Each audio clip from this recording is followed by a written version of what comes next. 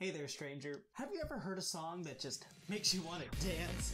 And then you realize that you haven't left your desk since quarantine started, and now you can barely tie your shoes without breaking a sweat? Because, that hasn't happened to me.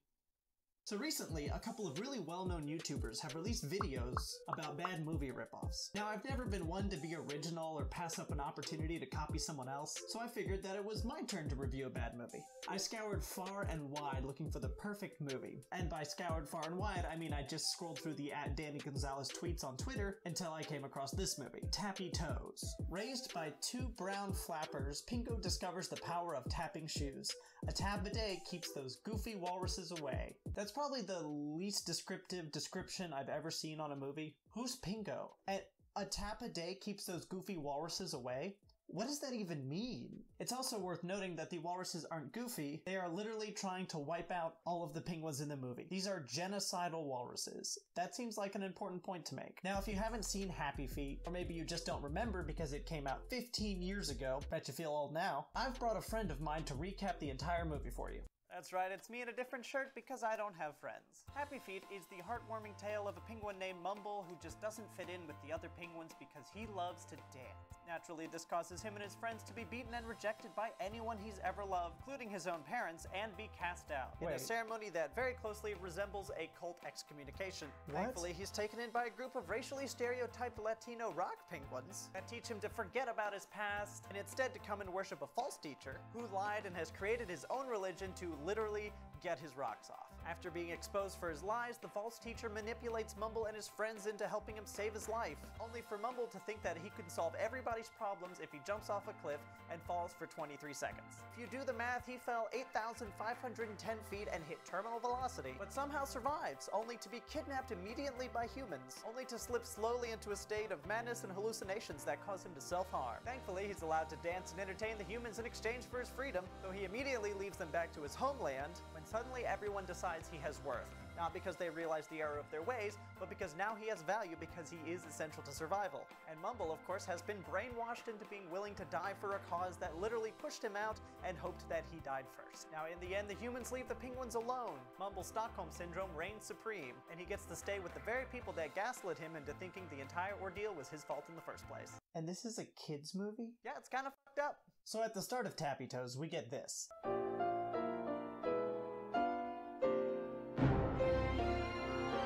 And at first I was like,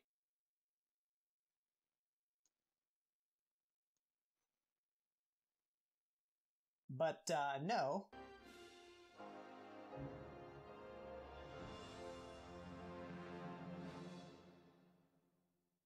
That has to be illegal, right? If I can get copyright claimed for using 10 seconds of a Katy Perry song in a YouTube video that isn't even monetized, surely they can't just rip off the Warner Bros. Logo like that, right? And after the intro comes the best part of the movie with just this slapping song.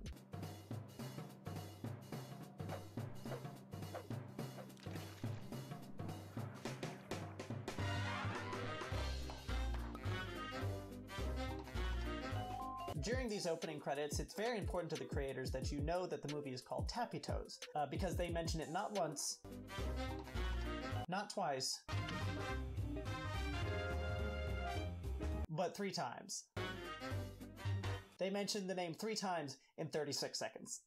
Yo, what's up, John? Oh, hey there, dude. How have you been, John? I'm good. How are your parents, John? Why do you keep saying my name? And, why are you asking about my parents? When was the last time you saw your family, John? Yesterday. Why, what happened? Oh, nothing, I was just curious. Have a nice day, John. After that, we get this discounted Animal Planet intro, which is kind of enjoyable actually, but that's the only enjoyable part of the entire movie, and it's just all downhill from here. Predator-prey relationship can be observed on land,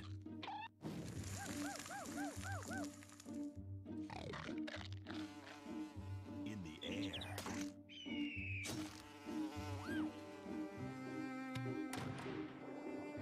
and in the sea.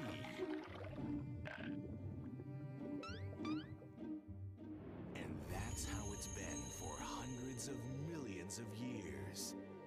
Until now. Until the most unlikely of animals broke the chain in a most So the movie begins and we immediately get a look at the bad guys in the story. Some birds. Just some angry birds. And they decide that they're gonna take this egg and eat it, as they have for hundreds of millions of years, apparently. And they have a really loud argument about how they're gonna take and eat the egg, which somehow the penguin that's right there doesn't hear. Now let's go. Hey, I'm talking to you. Hard-boiled. Don't start with scrambled. If I have to come back over... Poached. Fine, poached. With a pinch. Yes, with a pinch of salt. Then we get a little science lesson about how the birds pull off this evil plan, complete with little drawings and fourth wall breaking. The skewer birds often work in teams of 2 when scavenging for food. This is what is commonly known as the bait and snatch. One bird, the bait, distracts the nesting penguin, the mark, while the other bird, the accomplice, snatches the egg unnoticed. Let's see the bait and snatch in action.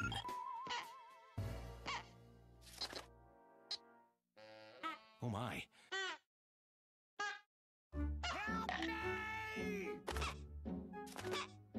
Now, where's that button? Erase, erase. There it is, right in front of me. I got the egg!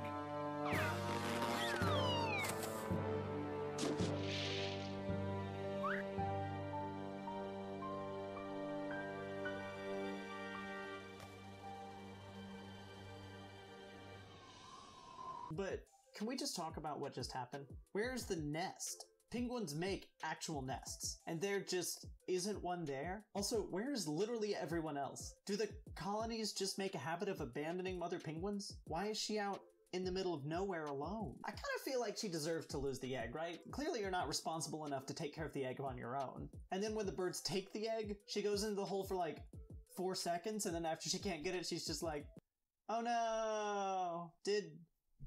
Did you even try to get the egg back? So back at the skewer bird's house, Lou is reading, and we're just glossing over the fact that he can do that, and he sees that there's a penguin inside the egg. Once you have your water simmering, crack the egg into a small bowl.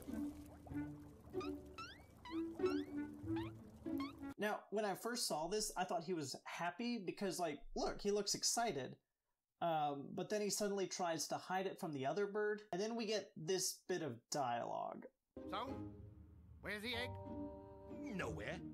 It has to be somewhere. Sometimes. What?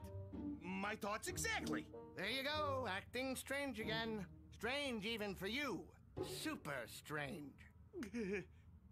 Has the guy who wrote this ever had a conversation? Has he ever talked to a real human before? Yeah, I don't think this is winning any Emmys. So they crack the egg open, and there's a penguin inside who is just born with the ability to speak English.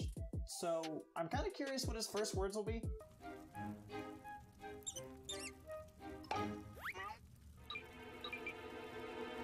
Any last words? Daddy?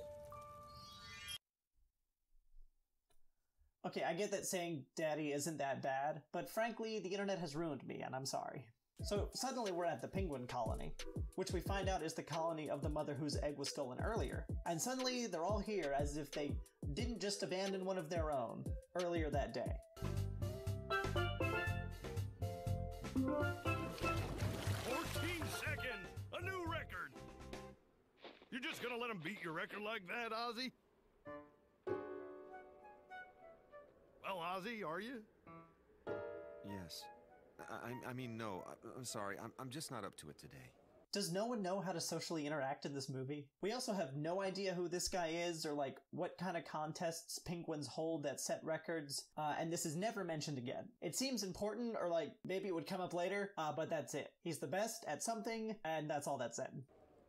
Heard he's still pretty broken up, huh? Hey, maybe you should go talk to her. I don't know what else to say. Give her this, Ozzy. That'll make her feel better. Go on.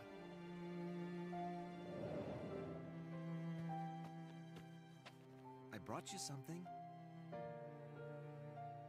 Thanks, Ozzy. But I don't feel much like eating. Oh, okay, so he's the dad, and now he's gonna go comfort her. Let's see what he says to make her feel better.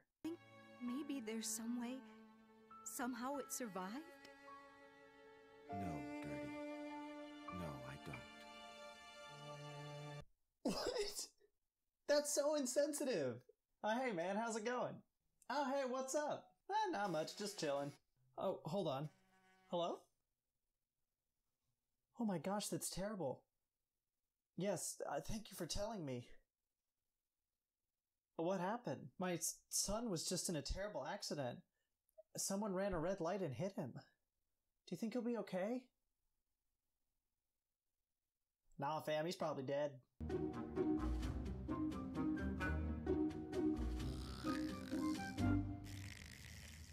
We're back in the Skua Bird's cave, and I couldn't help but notice that there's two dudes living together with only one bed between them in the entire cave, so very progressive of you, Tappy Toes, and proud. So the birds start arguing over what to do with the penguin, which they've named Pingo. Got a better name? Yes, breakfast. You wouldn't eat Pingo. Well, not now that you gave it a name. It's like eating the family pet. So we can keep him? Keep him? No, absolutely not. Once Bingo with a wakes up, he is out of here. But I'm a little confused at the timeline here. The transition made it look like it had been a couple days at the most, but Pingo is like 3 times the size he was before, meaning it's been a while, but they're still talking about eating him, which is super messed up considering that he's as sentient as they are. Imagine if cows talked, just like spoke and understood English. We would never eat beef again. Good morning, Daddy. Please stop using that word. I'm not your daddy.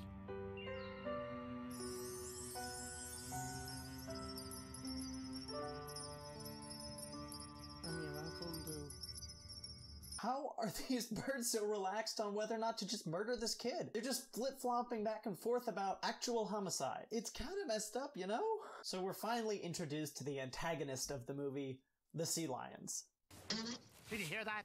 Yeah, you just said, did you hear that? Not that. That! Sea lion! I don't see a sea lion. Looks kind of like a whale to me. No, Bingo! There's a sea lion! I still don't see it. Not up here, down there! Whoa! There, I see it! Thankfully, they get away, and then we cut to the sea lion's evil lair where we get to meet the evil guys, just the bad dudes of the movie. You dare return without even the tiniest little morsel to satisfy my ravenous appetite? I'm sorry, Master. I have failed you. But do you have to call him Master? Gee, you think Einstein? Yeah, honestly, I do. I was being sarcastic. Of course you failed me. Wait, Master's a hermit crab and not a sea lion? Is that the most unlikely of things they were talking about in the beginning of the movie? Until the most unlikely of animals broke the chain in a most unusual way. This is his story. Dang, I mean, you'd think after the success of Little Mermaid that Sebastian would be able to find better work. But we gotta do what we gotta do, I guess. So, Master Crab is upset that the sea lion didn't bring back any food and says this. I'm about to eat my shell! Oh, I'd advise strongly against it. You'll break a tooth. Hermit crabs don't have teeth. And in the timeless words of that one vine, then what are those? So we're about halfway through the movie, and finally getting to the point of the movie, when Pingo finds a pair of tap shoes while digging through an old chest.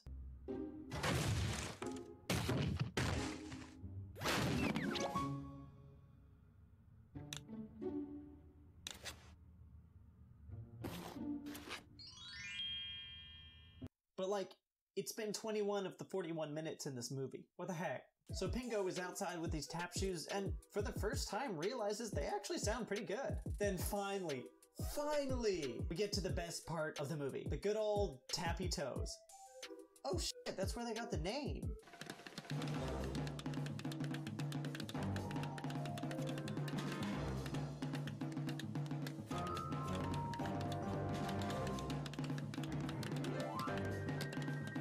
Okay, did that sound awful to anyone else? Like, the music was good, and the tapping was good, but together they were awful. They were on different beats. So once he finishes dancing, we meet the love interest of the movie. Again, over halfway through the movie, and she's very impressed with his tapping. That was incredible. Totally jaw-dropping, really. That's the kind of thing you expect to see at the North Pole.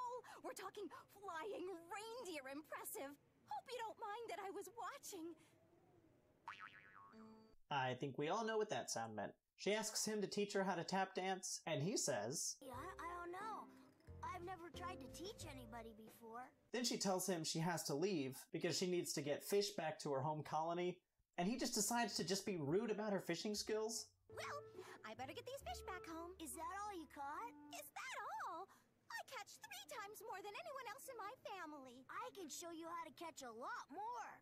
But like, how? Skua birds don't swim like penguins do, and he's never seen another penguin to learn how to swim or fish like a penguin does. And it's not actually even established that he can fish at all. Where did he learn how to swim and fish? So he's about to show her how to fish better when suddenly a sea lion pops out. Oh no! Whoa! Lucky marbles! It's 2 for 1 night! Pingo! Help! And so what does Pingo do? He starts dancing? Why? What does he think will happen? In what world does it make sense to try and dance a sea lion away? There's no way this works!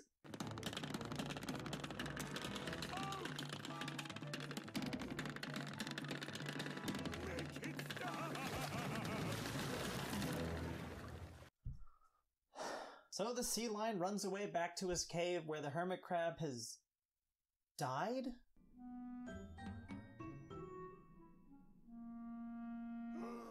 Master! Oh no, you're dead! Oh. I've done it! Krabby Gabby is dead! Dead as a doornail, 6 feet under, pushing up seaweed.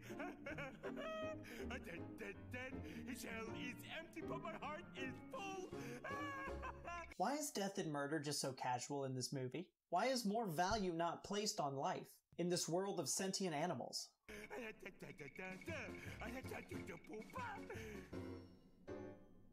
you, Master, isn't it?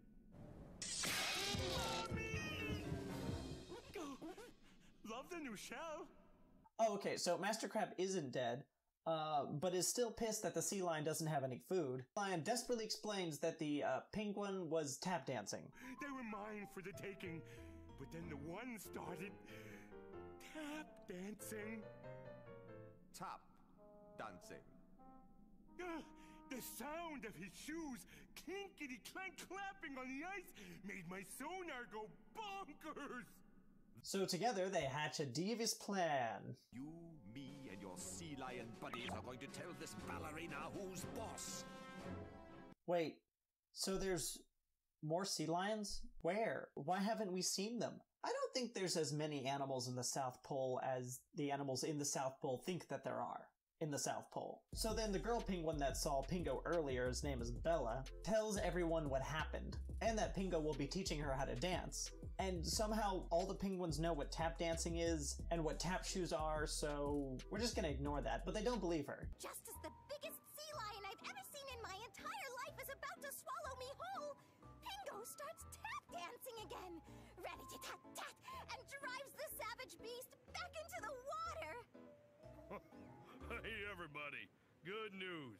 We never have to be afraid of sea lions again. We just need to find us some tap shoes. Also, Pingo's biological dad crushes his wife's hopes and dreams for the second time this movie. What if maybe that tap dancing penguin is our son? Listen to yourself, Gertie. Tap dancing penguin? And who do you think raised him? Those ruthless little scavengers that snatched him? Why must you bluntly crush her happiness like this? So finally Pingo shows up and Gertie says, Look at him, Ozzy. He even looks like you. To which her ever supportive and loving husband says, They all look like me. We all look like each other. We've been through this, Gertie. It's impossible. Because heaven forbid she should have hope or something. Like, geez, dude, what do? Kick puppies for fun? So the Skua birds, Buddy and Lou, have followed Pinga to the colony, and while Pinga's dancing, they see the sea lions coming. Oh no! Sea lions! We have to warn Bingo! Bingo, stop! Skua birds! Wait! They won't hurt you! Really, they're different than the others! They raised me! Did And that's when the penguin couple realizes that Pingo was their child all along. Pingo! Mom? Son. Dad! At least he didn't say daddy. I hate to interrupt this family reunion, but we got a situation. There's a group of angry sea lions headed this way. Well, we'll never be able to outrun them. What are we gonna do? Pingo will just dance and scare them off like he did yesterday. He can't do it alone. There are too many of them. Okay, can we take a second to talk about that part? If I'm in a room with one dude and I yell, he hears me at a certain decibel level. If I'm in that same room with 10 dudes and I yell, they all hear me at that same decibel level. It's not like sound is a scarce resource that each person just takes a little piece of. You just got a little bit of sound that you just stole. Pingo would be able to dance just as well with one sea lion as he would with like 5 or 6. They'll all be able to hear him either way. But the laws of physics be damned, the penguins come up with a better idea. I know. Let's feed them the 2 birds. No! Stop! Stop casually throwing around homicide as a solution to your problems. It's not okay, man. That's just straight up sacrifice. So Pingo says he has an idea and he sends the skua birds to go get some stuff for him. There you go, Pingo. We brought every last piece we could find. This is your big idea? Giving the sea lions utensils to eat us with? They can't use... Never mind. It's almost over. Please just stick with me.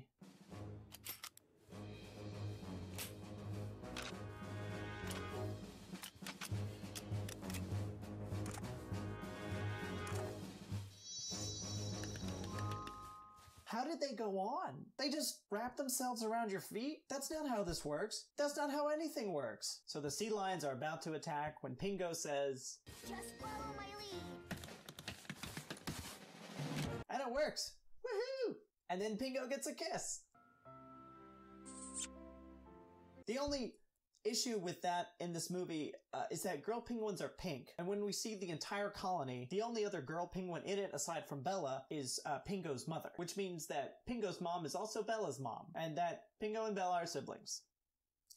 Okay, as disturbing as what I said just was, I think I'm gonna leave it in the final cut, just because I want you all to suffer with me. So I was trying to think of a moral for this video, or like, life lessons, and the best that I could come up with was, male penguins are sociopaths, skua birds can be gay, and sea lions are assholes. So that was Tappy Toes. I hadn't done a movie review in a while, so thanks for watching. Please subscribe if you enjoyed it, turn on those notifications if you like.